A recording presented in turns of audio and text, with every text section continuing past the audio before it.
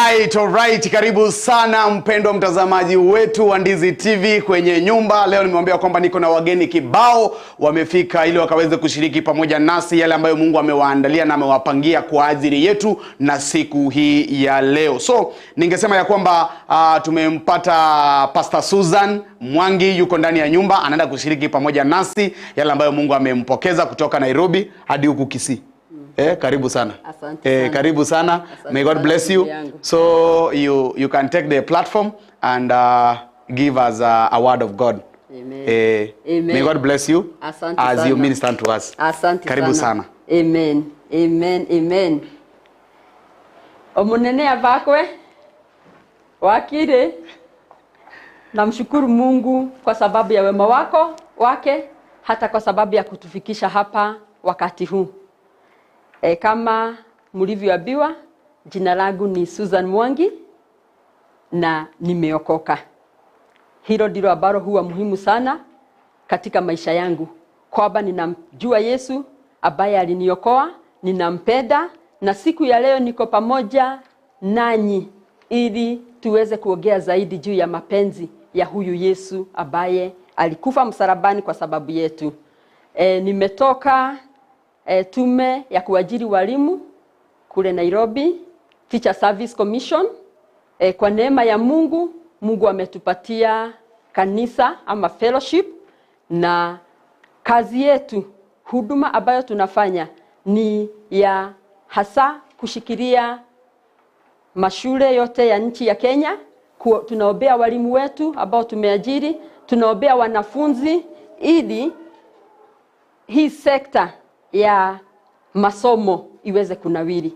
Na vile tunavyojua kwamba wakati sekta ya masomo inaponawiri, hata familia iko sawa, serikali iko sawa, kila kitu kiko sawa. So hiyo ndio kazi ambayo Mungu ametupatia, hata tunapoendelea pia na kuwahudumia walimu wetu. Kwa hivyo asanteni sana watazamaji wangu, asanteni, ninamkaribisha ili tuweze kusikia yale ambayo Mungu anataka kutuzungumzia siku ya leo. Na najua kwamba neema ya Kisii, lugha ya Kisii, najua inaingia pole, lakini kwa leo ningetaka tutumie lugha ya Kiswahili na Mungu atanisaidia ili tuweze kuwasiliana vilivyo. Ujumbe ambao Mungu amenipatia ili niweze kuja kushiriki na sisi wote ni ujumbe ambao unakuja kama swali. Na hili ni swali ambalo nataka kila mtu aweze kujiuliza popote ambapo ulipo. Wale ambao wako nyumbani, hata kama uko hospitali, popote ambapo upo ukitusikiliza asubuhi ya leo, Mungu anatuuliza hili swali. Wakati wa shida unamkimbilia nani? Wakati umekumbwa na matatizo unamkimbilia nani? Hilo ndilo swali ambalo nataka ujiulize. Wewe baba ambaye uko hapo nyumbani na unaangalia familia yako, unaangalia ndoa yako, unaangalia hata fedha ambazo uko nazo ili uweze kushikilia familia yako, lakini unaona kwamba kila kitu ni shida, hakuna matumaini, unasubuka. Swali ambalo Mungu anatuuliza asubuhi ya leo ni, hata wakati uko katika hali hiyo, macho yako utayapeleka wapi? Utamkimbilia nani? Utaenda kushtaki hiyo shida yako kwa nani? Tuko pamoja? Najua tuko pamoja. Wewe mama ambaye umekuwa ukililia ndoa yako, umekuwa ukililia familia yako, umekuwa ukilia kwa sababu ya watoto wako, Mungu asubuhi ya leo anakuuliza, baada ya kumaliza kulia, baada ya kumaliza kuhuzunika, utamkimbilia nani? Suluhisho yako utapata kutoka wapi? Wakati mama umeolewa na umekaa mwaka wa kwanza, umekaa mwaka wa pili, umekaa mwaka wa tatu, mwaka wa 4, na ulikuwa unatarajia kwamba utapata mtoto, lakini sasa ni mwaka wa 10 na bado hakuna hata dalili yoyote kwamba utaweza kuitwa mama ama utaweza kuitwa baba. Na kama katika Biblia tunaona kwamba kuna mama ambaye alikuwa anaitwa Elizabeth, hata alikuwa amepewa jina, alikuwa anaambiwa yule tasa, lakini yeye aliendelea kumtumikia Mungu. Kwa hivyo, wakati uko katika hiyo hali, wakati umebadikwa majina, wakati umepewa majina na watu kulingana na hali yako, kwa sababu watu wanajua sana kubadika watu majina kulingana na yale ambayo unapitia. Je, utamkimbilia nani? Bado nataka tu tujue, ujiulize, kwa sababu kuna ile hali ambayo wewe mwenyewe unapitia. Wakati wewe mzazi, ninakuzungumzia leo baba, ilikubidi hata uze ile ng'ombe yako moja tu ulikuwa nayo, upeleke mtoto wako shule, ukauza hata kipande cha shamba, na mtoto wakati anapomaliza, mwingine hata hakumaliza, na mwingine wakati wa kumaliza anakuja akiwa na alama za chini sana. Wengine amejiigiza, umeitwa hata shule kwa sababu amejiigiza na madawa ya kulevya. Na unajiuliza, sina ng'ombe, sina kipande changu cha shamba, na huyu ndiye mtoto sasa amekuja akiwa hali hii. Mwingine hata amekuja mpaka na mimba. Kwa hivyo amekuongeza hata mzigo zaidi. Wakati huo utamkimbilia nani? So hilo ndilo swali ambalo Mungu anatuuliza siku ya leo, na ni vizuri uanze kufikiria juu ya hali yako ambayo imekuwa ikikufanya usiwe mpaka na usingizi. Unajikuta kwamba umeshindwa kulala. Wewe dada, mrembo, umejihifadhi, umekutana na kijana, mmekaa mwaka wa kwanza, wa pili, wa tatu, amekuahidi kwamba anakuoa, na ni sawa, unafurahia sana, miaka imeendelea, lakini siku chache tu zilizopita amekuambia pole, nimeona kwamba haya yalikuwa ni makosa. Ukiangalia muda ambao umepoteza, ukiangalia yale ambao umepitia, unashindwa utaweka uso wako wapi? Utamkimbilia nani? Ewe kijana, umepatana na msichana ambaye unasikia kweli roho yako imempenda, na huyu ni kijana, ni msichana ambaye mmekutana hata kanisani mkimtumikia Mungu, na unajua kwamba umejihifadhi, unatembea katika njia ambazo zinafaa, lakini baada ya muda mchache unakuja kugundua kwamba hata akili zake haziko hapo. Baada ya kutumia pesa zako, baada ya kutumia muda wako, uko karibu kufikisha miaka 30 ama hata umepitisha, utamkimbilia nani? Utakimbilia kaba ili uweze kujinyonga?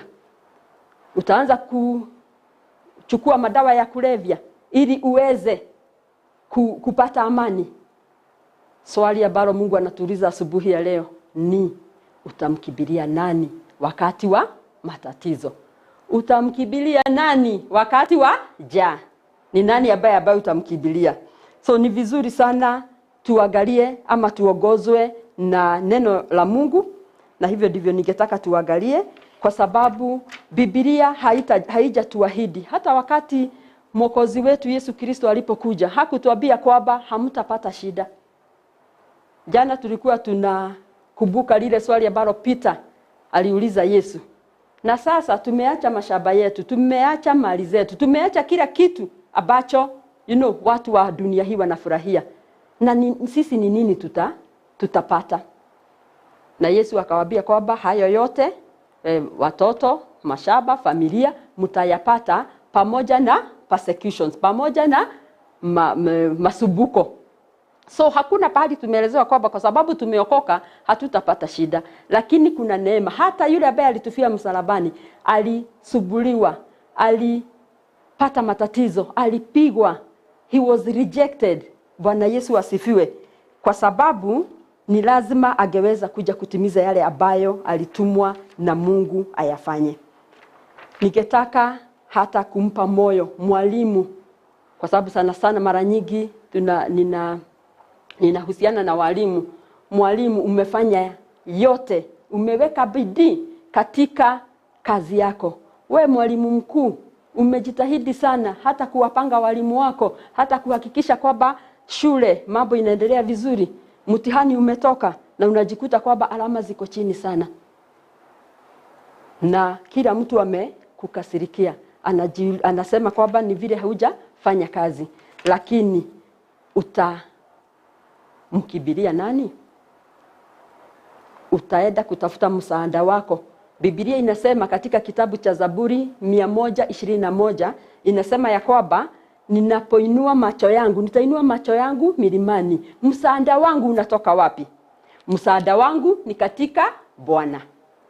Msaada wangu ni katika Bwana. So ningetaka tuangalie jibu la hili swali ambalo Mungu ametupatia asubuhi ya leo, ili tuweze kuona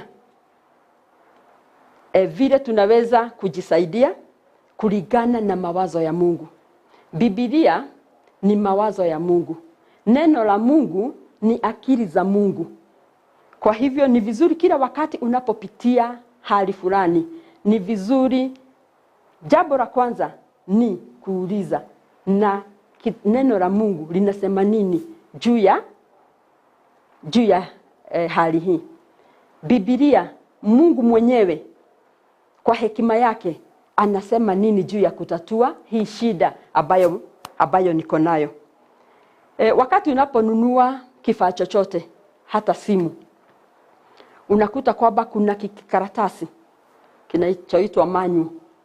Hicho kikaratasi kina maelezo, kinakuelezea kwamba wakati hii simu iko hivi, unatakiwa kufanya hivi, ukitaka kuwakisha unabonyeza hapa, unafanya hivi, maelezo hasa kutoka kwa yule ambaye alitengeneza hicho kifaa. Kwa hivyo unaponunua na uache hicho kikaratasi, uende nyumbani, utajikuta kwamba uko na matatizo mengi sana.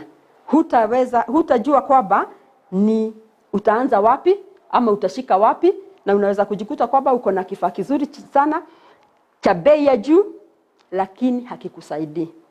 Na hivyo ndivyo Mungu anavyojaribu kutukumbusha hata asubuhi ya leo, kwamba tuwe watu wa kuangalia ni nini amesema katika neno lake, kwa sababu neno lake ni mawazo yake juu yetu. Neno lake ni akili zake juu yetu. Neno lake ni suluhisho ya yale matatizo yote ambayo tunayapitia katika haya maisha. Na kwa hivyo ningetaka tuende kwa mifano miwili. Kuna mifano miwili ambayo nataka tuangalie, tuiliganishe na tuone kama kweli tunaweza kupata nguvu baada ya kuona hawa watu walivyofanya. Na ninataka tuangalie hii mifano miwili ilikuwa ni wakati wa njaa. Wakati ambapo mvua ilikuwa imekaa sana bila kunyesha, hakukuwa na chakula mashambani na watu walikuwa na shida nyingi sana. Na vile ilivyokuwa desturi mara nyingi ya watu wa Israeli, ama hata wakati huo katika nchi, walikuwa kama kuna njaa katika nchi fulani, hao watu wa hiyo nchi walikuwa wanahama, wanaenda kwa nchi ambayo iko na chakula. Na huo ndio ulikuwa mtindo wa watu. Hiyo ndio ilikuwa mazoea ya watu. Hivyo ndivyo walivyojua kutatua matatizo yao. So nataka tuangalie hii mifano miwili, na tutasoma kutoka kitabu kwanza cha Ruth, kitabu cha Ruth chapter 1, kitabu cha Ruth. Nataka tuone. Biblia inasema Ruth 1:1, wakati waamuzi walipotawala Israeli, kulikuwa na njaa katika nchi. Wakati waamuzi walipotawala Israeli, kulikuwa na njaa katika nchi, kuonyesha kwamba hakukuwa na mvua kwa muda mrefu, na kwa hivyo hakukuwa na mazao shambani, na watu wakaanza kupata njaa. Haya, ningetaka tu nisome kwa sababu hii ndio itakayotusaidia tuweze kuelewa zaidi. Inasema hivi: mtu mmoja kutoka nchi ya Bethlehemu ya Yuda pamoja na mke wake na wanawe wawili akaenda kuishi katika nchi ya Moabu. Mtu huyu aliitwa Elimeleki, mkewe aliitwa Naomi, na hao wanawe wawili waliitwa Maloni na Kilioni. Walikuwa Waefrathi kutoka Bethlehemu ya Yuda. Wakaenda katika nchi ya Moabu wakaishi huko. So wamepata hii shida ya njaa, wamepata hakuna mvua, na kwa sababu huo ndio uliokuwa mtindo wa watu. Hizo ndizo njia ambazo watu walikuwa wanafuata. Elimeleki na bibi yake Naomi wakachukua watoto wao vijana wawili na wakaenda Moabu. Huku Moabu wameenda ni wapi? Huku Moabu wameenda ni pahali ambapo hawamjui Mungu wa Israeli. Kwa hivyo wameenda kutafuta msaada wao wapi? Katika nchi ambayo hawamjui Mungu, wanaabudu miungu mingine. Haya, nataka tuangalie yale ambayo yalitendeka. Mstari wa 3 inasema, Elimeleki mumewe Naomi akafa, hivyo Naomi akabaki na wanawe wawili. Nao wakaoa wanawake wa Moabu, jina la mmoja aliyeitwa Opa na wa pili aliitwa Ruthu. Baada ya kama miaka 10, Maloni na Kilioni pia wakafa. Basi Naomi akabaki hana mume wala wanawe wawili. Sasa tukiangalia katika maelezo ya binadamu ya Biblia, niwie radhi, Bethlehemu ni nyumba ya mkate. Nyinyi ni watu wa agano. Na kumekuwa na njaa. Badala ya kuangalia Mungu ambaye aliweka agano na baba zenu, mumefikiria kwamba mtafuata mtindo wa binadamu hawa wengine, ya watu hawa wengine, muende Moabu kutafuta msaada wenu huko. Nataka tuangalie mfano wa pili. Halafu sasa niweze kuelezea zaidi. Kitabu cha Mwanzo, Genesis 26. Kitabu cha Mwanzo, Genesis 26, ni juu ya huyu kijana ambaye alikuwa anaitwa Isaka, kijana wa agano. Biblia inasema, ikawa njaa katika nchi hiyo. Ikawa njaa katika nchi hiyo. Tukiangalia kitabu cha Ruthi inasema, wakati waamuzi walipotawala Israeli kulikuwa na njaa katika nchi. Katika Genesis 26:26 tunaambiwa ikawa njaa katika nchi hiyo. Kulifanyika nini? Tunaona kwamba Ruth na Elimeleki wao walienda kutafuta msaada wao kwa nchi ambayo hata hawajui Mungu, nchi ambayo hata haina agano na Mungu wa ukweli. Lakini Genesis 26 inasema nini? Ikawa njaa katika nchi hiyo, bali na njaa ile kwanza iliyokuwa siku za Ibrahimu.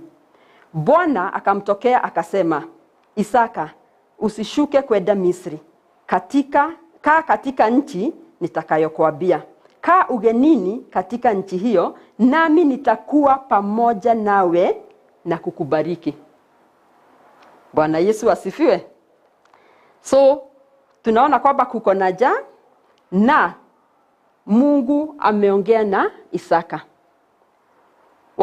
Wakati huo Mungu alikuwa anaongea. Wakati huu pia anaongea. Na mara nyingi pia anaongea kupitia kwa neno lake.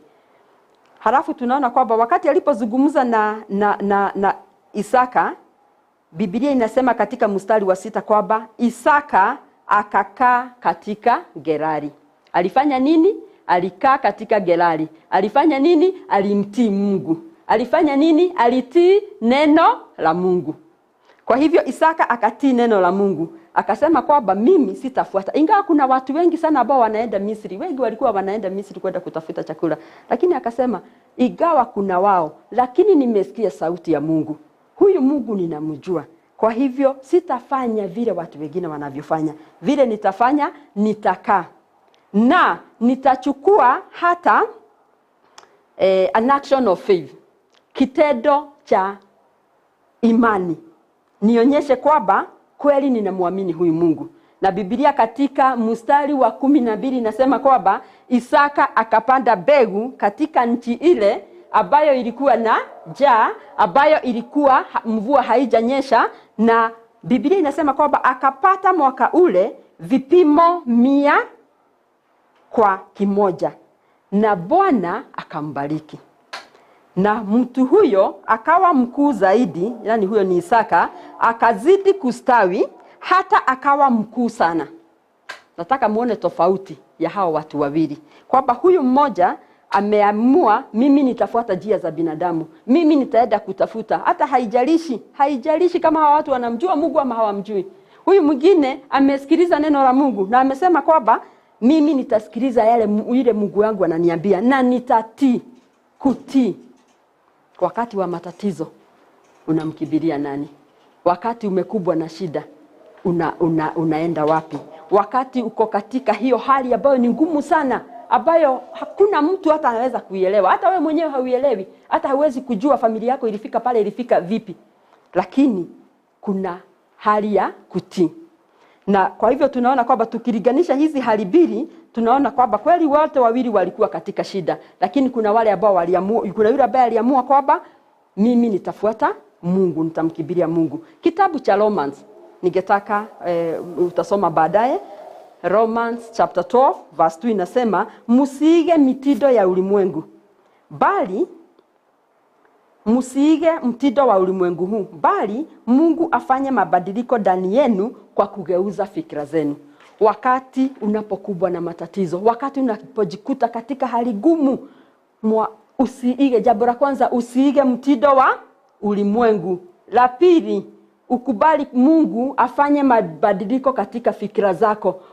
Ukiweka fikra zako kwa hiyo hali ambayo uko nayo, utajikuta kwamba umeshindwa. Utajikuta kwamba umeenda Moabu kutafuta msaada. Na ndipo tunaona kwamba hawa watu wawili, Elimeleki na bibi yake Naomi, tunaona kwamba walipoenda huko, kwanza bwanake akafa, Elimeleki akafa katika nchi ya watu ambao hawamjui Mungu. Ya pili, watoto wao wawili wakaoa wasichana ambao ni wa Moabu, kwa hivyo hata wanajiigiza kwa shida zaidi. Ya tatu, na unajua kwamba hii ilikuwa ni kinyume cha Mwenyezi Mungu, vile alikuwa amewaambia wana wa Israeli kwamba msioe watu kutoka makabila mengine. Ya tatu, ndoa za hao watoto hazikufanikiwa. Miaka 10 walikaa bila watoto. Na ya mwisho, vijana wote wawili wakafa. Lakini tukiangalia Isaka, tunaona kwamba yeye alipata kipimo cha 100 kwa 100, na akaweza kunawiri, akaweza kuwa tajiri, akaweza kuwa mtu ambaye amekamilika. So mtazamaji, ninapomalizia nataka kukuuliza, kwa sababu wewe ndiwe unajua ile hali ambayo unapitia. Wewe ndiwe unajua mambo ambayo yamekuzingira. Wewe saa hii unajua kwamba hata unaangalia huyu mtoto ambaye ako karibu na wewe, unaangalia hata bwana ambaye ako karibu na wewe, na unashindwa, Mungu, nilifika hapa vipi? Lakini Mungu anatuuliza asubuhi ya leo, je, hata katika hayo matatizo utaamua kwenda njia ya Elimeleki na Naomi, ama utaamua kwenda njia ya Isaac ambaye aliamua kwamba nitasikiliza Mungu, nitatii, sitaiga mitindo ya watu wa dunia. I'm not going to copy. Sitaiga yale ambayo yanafanya na watu wa dunia. Kwa hivyo hilo ni swali ambalo nataka kukuachia mtazamaji, ujiulize na uweze kujibu na uweze kufuata kulingana na vile Roho wa Mungu anakuongoza. Kwa hivyo ningetaka tuombe. Nataka umwambie wewe mwenyewe, mwambie Mungu wangu, mwambie Mungu wako, nataka kuwa kama Isaac. Na sidhani kama kuna mtu ambaye anataka kuwa kama Naomi na Elimeleki. Kwa hivyo kama unataka kuwa kama Isaac, mwambie Mungu, nataka kuwa Isaac katika hii hali, na ileta mikononi mwako. Nipatie neno ambalo nitasimama nalo. Kwa hivyo ningetaka tufunge macho yetu, inua mkono wako mbele ya Mwenyezi Mungu na umwambie kwamba wakati wa matatizo, Mungu wangu na baba yangu, nitakukimbilia wewe. Ni wewe ambaye nitaweza kuangalia katika jina la Yesu. Baba, katika jina la Yesu ninakushukuru kwa sababu ya neno lako. Asanti kwa kuzungumza na watu wako. Asanti kwa kuzungumza na watazamaji wote. Ninaomba kwamba hili neno halitaweza kukurudia bila kuweza kukamilisha kile ambacho kilifanya uweze kulituma. Tunasema ni asanti. Bariki watu wako na uwasaidie hata katika ile hali yote ambayo wanapitia. Na ni katika jina la Yesu tunaomba na kusema amen. Amen. Amen. Amen. Amen. Amen. Thank you very much Pastor Susan. Asante kwa kutupa fundisho nzuri, mahubiri mazuri kabisa ambayo yanatupa uamuzi kwetu sisi wenyewe. It's we to decide who to be. Yes. Thank you. May God bless you. Amen. May God bless you abundantly. So tunapoenda kumaliza, mpendo mtazamaji, nasema asante sana kwa kuwa pamoja nasi katika hii awamu nyingine ambayo tumepokea kutoka kwa mtumishi wa Mungu. Kabla tumalize kabisa, alitembea na wageni hapa, na ningependa at least wakuje waseme jina, kisha baadaye tutamaliza mkutano. So ningependa muingie, mkuje, at least you say hi. You come, you say hi. Yeah, you come and say hi.